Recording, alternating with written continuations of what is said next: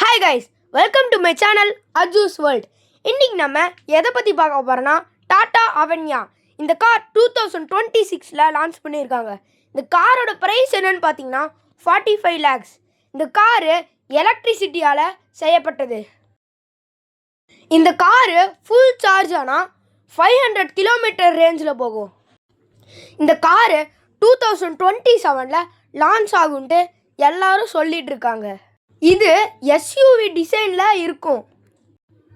Gen 3 UV பிளாட்ஃபார்மில் use பண்ணியிருக்காங்க.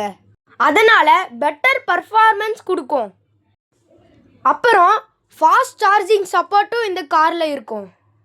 Interior ரொம்ப மினிமலிஸ்டிக் அப்புறம் ஹை டெக்காக டிசைன் பண்ணியிருக்காங்க. இந்த காரில் சேஃப்டி நிறைய இருக்குன்ட்டு மக்களெல்லாம் எக்ஸ்போர்ட் பண்ணுறாங்க. டிரைவர் அசிஸ்டன்ட் ஃபியூச்சர் இன்க்ளூட் பண்ணுவாங்க.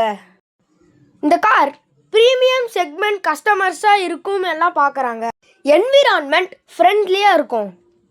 ஜீரோ இமிஷன் கான்செப்ட் ஃபாலோ பண்ணுது. இந்த காரில் ட்ராவல் பண்ணும்போது கம்ஃபர்டபுளாக இருக்கும்.